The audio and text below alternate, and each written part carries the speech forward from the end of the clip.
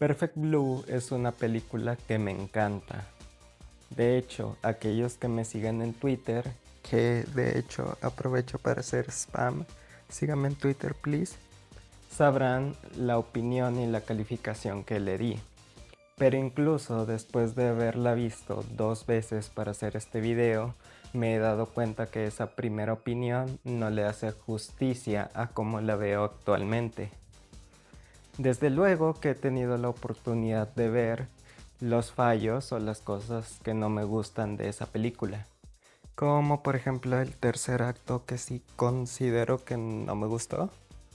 Pero eso también me ha dado la oportunidad de ver esas cosas que o sí me gustan o sí considero que están bien desarrolladas. He podido ver esta película bajo diferentes perspectivas. Por un lado, una más personal, donde como ya dije antes, me pongo a reflexionar las cosas que me gustan y no me gustan. Pero por el otro, y quizá una perspectiva mucho más interesante, es la psicológica. En esa trato de entender o buscar la teoría que fundamente las cosas que le suceden a la protagonista. Y quizá no es una tarea tan difícil, puesto que el género de la película es terror psicológico, pero desde luego me encontré cosas bastante interesantes. Y de hecho esto es uno de los puntos que, no sé, me generan como que más interés, puesto que la explicación que voy a decir es solo una de ellas y realmente apuesto que casi cualquier enfoque de la psicología podría dar su propia explicación y aún así daría una que está bien o que por lo menos tiene sentido. Y justo hablando de perspectivas psicológicas, he de decir que toda la información presentada en este video va a estar sustentada por textos freudianos. Así que sí, lo haré bajo una perspectiva psicoanalítica, analizando trabajos de Sigmund Freud que creo guardan una relación con el tema de esta película. Y realmente no considero que sea necesario volver a dar una introducción de quién es Sigmund Freud, especialmente porque ya lo hice en el video de BioShock, pero igual, padre del psicoanálisis, una de las figuras más importantes de la psicología, creo que a estas alturas ya muchos lo conocen. Explorando bibliografía de Freud me di cuenta que tiene varios escritos donde nos ilustra sobre el tema de la psicosis. Y justamente una de las cosas más importantes de la película son todos estos momentos donde el personaje pierde el contacto con la realidad. Entonces me surgió la idea de usar esa información dada por Freud para tratar de entender de mejor manera qué pasa en la película. Y bueno, creo que con todo esto establecido ya no es necesario agregar más información o más palabras a esta introducción. Así que sin más preámbulos podemos empezar con este tema de la psicosis y melancolía en Perfect Blue.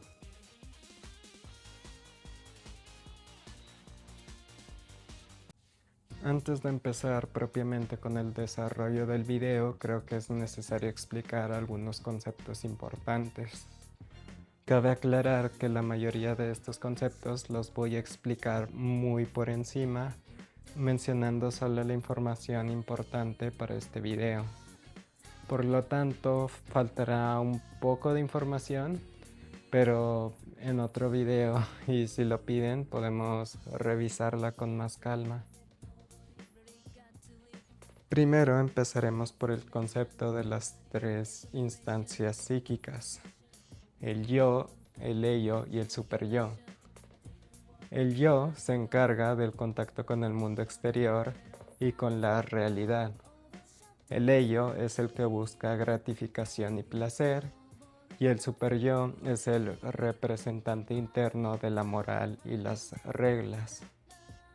Justamente el yo se mantiene en un sándwich entre el ello y el superyo, puesto que sí busca complacer al ello, pero también busca seguir las reglas y los límites del superyo. Y luego sigue el concepto de energía psíquica, que para entenderlo mejor creo que es necesario ejemplificarlo. ¿Alguna vez se han sentido cansados incluso después de haber dormido bien? Bueno, si la respuesta es un sí, creo que es necesario que sepan que también existe la energía psíquica, no solo la física. En nuestro día a día ocurren acontecimientos que nos generan ciertas emociones, ciertos pensamientos y ciertas acciones. Nuestra mente necesita de energía psíquica para procesar todo eso. Es por eso que después de un día muy ajetreado o después de un evento muy complicado, suele aparecer el cansancio mental. Y después de presentar estos conceptos, ya veo hora de presentar al personaje que voy a analizar. Mima Kirigoe, mujer de 21 años que desde pequeña ya sueña con ser cantante. Meta que logró cuando se unió a un dúo llamado Cham, donde conocería a dos mujeres, Rei y Yuriko, que se convertirían en sus amigas. 2 años después de estar en la banda y de crear música, decide convertirse en una gran actriz. Y pese que al principio le daban papeles pequeños, ella seguía decidida y enfocada en cumplir su sueño. Tristemente, con el pasar de la película, este ímpetu es usado en su contra, puesto que le ofrecen hacer una escena que ella en el fondo no quería hacer, pero que por presiones externas terminó haciendo. La escena de la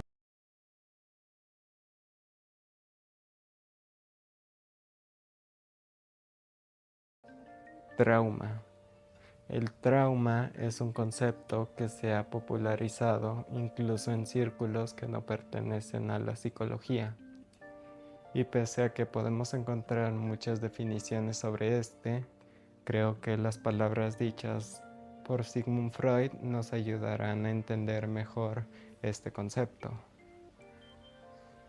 En Más allá del principio del placer, Freud habla sobre la neurosis traumática.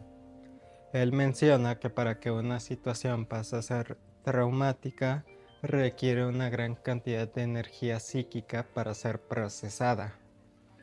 También le da mucha importancia al factor sorpresa de la situación, pero también dice que a partir de cierto punto ese factor sorpresa deja de importar. También le da mucha importancia a los factores externos, mismos que pueden beneficiar la generación de un trauma en situaciones que en otros contextos no lo hubiesen hecho. Y trasladando todo lo que dijo Freud al caso de Mima, creo que es importante especificar que la escena que ella haría sería sintonizada por muchas personas. Ella no estaba acostumbrada a ese nivel de atención, que sí era medio popular como cantante, pero ahora la verían bajo una circunstancia totalmente distinta. Y aparte de la situación por la que va a pasar, creo que también es necesario examinar cuál era su contexto personal. Ella no tiene una red de apoyo sólida. Sí, habla con su mamá al inicio de la película, pero solo al inicio. Mismo caso con sus compañeras Rei y Yukiko, que podemos considerarlas como sus únicas amigas. Y por otro lado tiene a Rumi, su manager, que representa cierto grado de protección, pero que al final ya sabemos lo que pasa con ella. También podemos mencionar que ella tiene un acosador, un fan obsesivo con ella que le empieza a escribir mensajes amenazantes y también pareciera vigilarla en todas las actividades que hace Mima normalmente. Todo lo anterior representa un punto de quiebre para el yo de Mima. Toda posibilidad que ella tenía de salir de esta situación relativamente bien o con problemas mucho menores de los que presentó, se esfumó en el momento en que llegó toda esa carga afectiva en esas situaciones tan adversas. Todo esto le genera a Mima pesadillas relacionadas a accidentes que le pasan a ella o a otras personas. Y si bien podemos considerar estas pesadillas como una forma que tiene el yo para prepararse en caso de que una situación similar pase, Todo esto, lejos de ayudar, solo perjudica su psique, al punto de que poco a poco va perdiendo el contacto con la realidad. Existen 3 estructuras de la personalidad en el psicoanálisis. Bueno, esto depende del autor. Hay otros que le añaden una, otros que quitan otra, en fin, vamos a enfocarnos. Estructura neurótica, que se puede dividir en neurosis obsesiva o neurosis histérica, estructura psicótica y estructura perversa. Ahorita la que más nos interesa es la estructura psicótica, que se caracteriza por una pérdida del contacto con la realidad. Esta pérdida se genera gracias a un conflicto que tiene el yo con el mundo exterior. En la psicosis, el sujeto crea una realidad mucho más feliz y amena de la presentada en el mundo exterior. Freud menciona que esto pasa debido a una negación de un deseo, negación que fue lo suficientemente fuerte como para que el yo del sujeto quisiera abandonar esa realidad tan frustrante. También mencionó que los delirios y las alucinaciones tenían el propósito de intentar cubrir o sanar ese momento que causó que el yo quisiera desprenderse de la realidad. Lastimosamente, ese curita no alcanza a cortar. También menciona que los delirios y las alucinaciones tienen el propósito de cubrir o de sanar ese momento que causó que el yo se quisiera desprender de la realidad. Aunque tristemente para el sujeto esto nunca se va a hacer, puesto que un curita no va a aliviar el corte profundo que tiene. Volviendo a la protagonista, Mima empieza a presentar alucinaciones tiempo después que le avisan que va a tener que realizar esa escena que no quiere hacer. Alucinaciones que van empeorando en contenido conforme va haciendo cosas más y más atrevidas. Y justo creo que este es el momento perfecto para hacer énfasis en el conflicto que tiene el yo de Mima con el mundo exterior. Como ya repetí antes, ella no quería hacer esa escena. Le causa repulsión y arrepentimiento que después ella misma se echaría en cara. Y pese a que es una constante en la vida de todo ser humano hacer cosas que no quiere, nada más por el hecho de que tiene que hacerlas obligatoriamente, en este caso la situación era diferente. Era exponerse a un tipo de atención a la que ella no estaba acostumbrada. Era hacer un papel para el cual no estaba lista y para el que no sabía qué tanto le iba a afectar. Y en este momento podemos preguntarnos, ¿Mima tiene personalidad psicótica? Y bueno, no realmente. Antes de este suceso, ella estaba bien, e incluso años después, ella parece estar bien sin ningún tipo de alucinaciones o delirios. Realmente esto de desprenderse de la realidad no es algo exclusivo de la personalidad psicótica. La estructura neurótica también tiende a querer alejarse de la realidad, aunque por medios distintos. En la neurosis se busca evitar el contacto con aquello que genere angustia. Incluso puede usar cosas como la fantasía, un mundo interno donde puedes pensar libremente sin temor a un castigo. En el mejor de los casos, porque hay otros en donde el superyo anda bravo. Y en la psicosis buscas reemplazar o sustituir a la realidad, incluso con ayuda de alucinaciones. Y justo ya habíamos explorado otra explicación para las alucinaciones.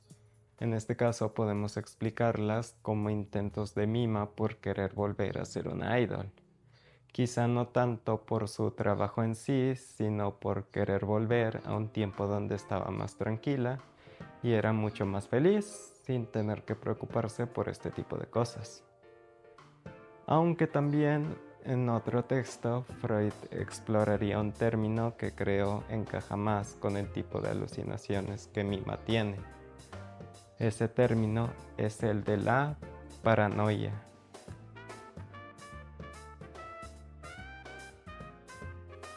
Repasemos el contenido de sus alucinaciones. Mima alucina con ella misma. Está vestida con el último traje que usó en su última ceremonia como miembro de Champ. Al principio solo se centró en mencionar que ella no quería participar en esa escena, pero después pasan a tener un tono mucho más punitivo. Le dice insultos, le recuerda las cosas malas que le pasan y se mofa del camino que Mima está tomando, expresando todo el arrepentimiento que ella parece tener. Justo aquí podemos explorar algo que Freud mencionaba en el manuscrito H. Bueno, realmente son dos cosas, porque la primera ya nos importa más para el propósito de este video, y la segunda es un dato curioso que mencionaré más adelante. En fin, ahí explica que la paranoia se da cuando un individuo no es consciente de algo que está en su interior, ya sea una idea, un pensamiento u otra cosa, por lo cual usa el mecanismo defensivo de la proyección. Proyecta su sentir hacia el mundo exterior, pero sin reconocerlo como algo propio. Se pueden presentar alucinaciones que conservan el afecto. En este caso, mantiene el asco, los reproches y el deseo de querer volver a tiempos más fáciles. Proyecta hacia afuera algo que ella siente, pero que rara vez, si no es que nunca, reconoce o menciona en la película. Y justo antes de seguir con este tema, creo que es buen momento para explicar ese dato curioso que mencioné antes. En este manuscrito H es la primera vez que Freud usa el término de proyección, este mecanismo de defensa que actualmente es muy popular en las redes sociales. En una nota de pie de página menciona eso, aunque también dice que ese término estaba presente en un texto antiguo de Freud, pero que tal cual se nombró hasta este manuscrito H. Volviendo al video, la principal razón por la cual menciono a la paranoia es porque las alucinaciones son hostiles hacia la persona, misma naturaleza de la mima alucinada, mientras que en otro tipo de defensa como las confesiones alucinatorias, estas son amigables. Otro punto de diferencia es que en la paranoia, si bien se defiende del mundo exterior, esto no genera ningún tipo de gratificación, lo cual le pasa a Mima porque sus defensas lo único que hacen es hundirla. En cambio, con las confusiones alucinatorias se logra una ganancia increíble que le traerá algún tipo de placer. Y llegado a este punto, creo que ya he profundizado en las diferentes explicaciones que nos pueden ayudar a entender por lo que pasa a Mima. Pero considero que aún así falta un término para presentar. Un sentimiento muy fuerte que contribuyó a su declive emocional. Días antes y al mismo tiempo en que decidió grabar esa escena, apareció un enorme conflicto en su vida, mismo que nace a raíz de un sentimiento familiar para algunos, pero aparentemente desconocido para ella. Hablo de la melancolía.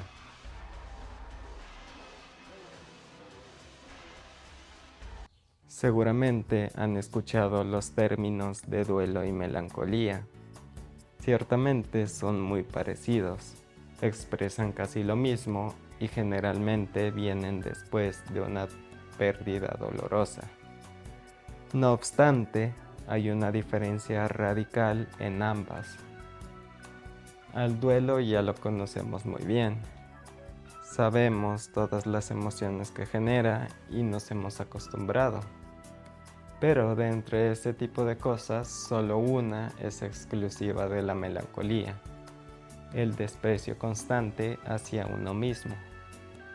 Mientras que en el duelo el mundo exterior pierde su valor, en la melancolía el yo mismo es el que lo pierde.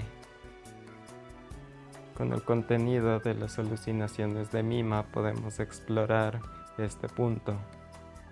Estas son humillaciones constantes sumadas a autorreproches, mismos que provocan que la Mima verdadera empiece a descuidarse, empiece a tener pesadillas y a abandonarse en su día a día. Otra cosa que podemos mencionar es que estos reproches nos enlazan a su realidad actual.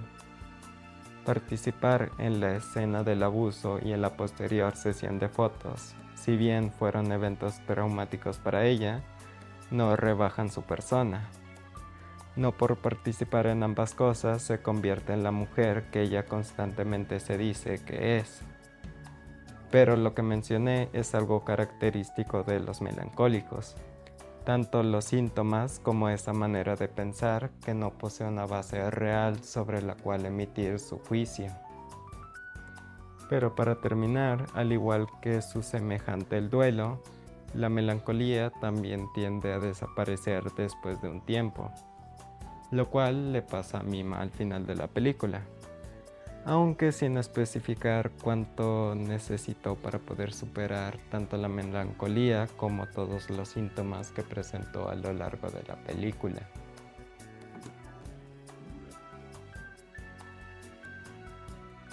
Realmente me cuesta trabajo crear algún tipo de conclusión para el tema de este video. Hablamos que la historia de la película, el viaje de Mima, es uno triste y duro de ver. Ella es una mujer cuyos sueños fueron usados en su contra. Fue expuesta a situaciones para las cuales no estaba preparada y no tenía redes de apoyo sobre las cuales poder hablar sobre estas cosas que le pasan o mínimo expresar todo lo que siente. Todos estos sucesos provocaron que el yo de Mima se fuera debilitando, con esto creando eventos muy difíciles de ver y aún más complicados de entender. No obstante, en este momento tengo que romper un poco con la atmósfera que he estado creando de casi adoración por esta película y mencionar uno de los problemas que dije en la introducción de este video. El salto de tiempo en el tercer acto nos priva de saber cómo fue el proceso de sanación de Mima. ¿Qué tipo de cosas tuvo que hacer Mima para superar situaciones tan adversas? Al final podemos ver cómo ella recupera su contacto con la realidad y restablece su identidad. Ella ya no es la idol, ella es Mima Kirigoe, pero aún así considero que hay preguntas que son difíciles de contestar. Si Mima fuera una persona real, diríamos que su proceso de sanación fue complicado. Las alucinaciones, la pérdida de valor en su yo, sus pesadillas, su miedo de ser observada y otros síntomas son difíciles de tratar, aunque no imposibles. En cambio, los traumas, su pérdida del contacto con la realidad, requieren atención casi inmediata, porque precisamente esa falta de trabajo fue la que propició el origen de gran cantidad de problemas que le pasan en toda la película. Aunque incluso después de haber mencionado todo este tipo de cosas tan desalentadoras, realmente no me gustaría terminar el video con una nota triste. En su lugar, creo que puedo hacer una pequeña reflexión sobre lo importante que son tanto las redes de apoyo como el trabajo psicoterapéutico. Porque la melancolía puede superarse relativamente sola. Aunque claro, esto depende de cada caso y de cada persona. Pero todo lo demás puede provocar un hoyo sumamente intenso. Uno que va a sumergir al yo en un entorno oscuro y muchas veces hostil, mismo del cual es complicado salir. Y claro que esta película se centra en los ambientes de la música y la actuación, mismos que pueden llegar a ser muy deshumanizantes. Pero considero que esto no es algo exclusivo de esos entornos, ni mucho menos de gente conocida. Una persona más de a pie o común también puede verse expuesta a hacer cosas que no quiere, a violencia presente en sus trabajos, chantaje, manipulación y por supuesto a una falta de redes de apoyo. Creo que todas las personas, y más aún las que están lejos del círculo de la psicología, se verían muy beneficiadas de conocer este tipo de temas y tener una visión más o menos profunda de ellos. Saber que hay situaciones, incluso cotidianas o del día a día, que pueden llegar a ser muy fuertes y difíciles de superar, mismas que pueden empeorar en gravedad en caso de no contar con una persona con la cual hablar y expresar todas esas emociones que a veces son difíciles de poner en palabras. Pero por sobre todas las cosas, saber que incluso aunque los tiempos actuales sean difíciles, siempre queda la esperanza de aspirar a tener un mejor futuro. Uno en el que esos problemas sean más manejables y tener las herramientas necesarias para poder solucionar mejor las cosas. Ambas alternativas muchas veces solo están al alcance con ayuda de la terapia psicológica y estando rodeado de personas que ayuden a cambiar, que alienten y sepan ver el gran esfuerzo que hace una persona por mejorar. Creo que en la gran mayoría de casos solo así se puede aspirar a tener un mejor futuro. Algo que muy seguramente le pasó a Mima, puesto que en el final ella no solo sabe, sino que está completamente segura de quién es.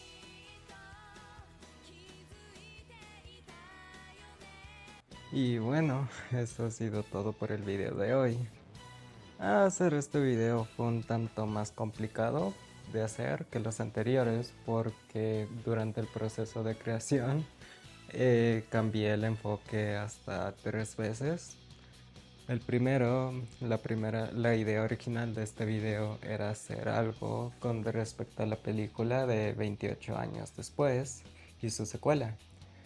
Más particularmente hablando del personaje de Jimmy Crystal y explorando el tema de psicosis religiosa. Pero después de salir de ver Perfect Blue, creo que me vino bien a explorar el tema de la psicosis porque decidí que iba a cambiar el enfoque del video. Y justo cuando ya tenía todo listo, tuve que investigar sobre el trauma, así que eso me llevó unos días más. Pero bueno, al menos salió este video que espero haya sido muy bueno. Me encantaría decir que este video es especial, en el sentido de que traté de mejorar aspectos que en mis 3 videos pasados dejaban un tanto que desear. Y aproveché este tema que me gusta para dar la sensación de que a partir de ahora haré videos diferentes o de una manera diferente a la que ya la había hecho. Y me puedo dar por satisfecho realmente si en algún punto de este fueron capaces de notar el entusiasmo y la emoción que yo siento cuando vi esta película estas veces. Y sí, entre esas cosas que mejoré está el audio, ya tengo un micrófono y también puse música de fondo porque creo que, pues sí, creo que a veces el video se escucha mejor con música de fondo. Y creo que esta será una de las pocas ocasiones en las que voy a crear un video de una película, porque la verdad sí fue muy difícil tener que cortar tantos clips en 3 segundos y muy difícil de acomodarlos para que no suelte el copyright, que espero y no suelte. Pero bueno, según vi en Twitter, tienen que ser clips de 3 segundos, por lo cual no esperen muchos videos de películas o series en este canal. Aunque ya tengo uno planeado, justamente hablando sobre la tercera temporada de Daredevil. pero a saber cuándo voy a subir ese video. Y bueno, como ya dije al principio en la introducción, pueden seguirme en las redes sociales que están aquí abajo en la descripción. Y ahí mismo pueden revisar toda la bibliografía que usé para crear este video. Pueden seguirme en Twitter si quieren conocer mi opinión sobre las películas o series que veo en el año, o también para ver qué cosas publico en general, aunque no soy tan activo realmente. Y donde soy menos activo es en Instagram, que solo publico una vez y después ya no he publicado nada.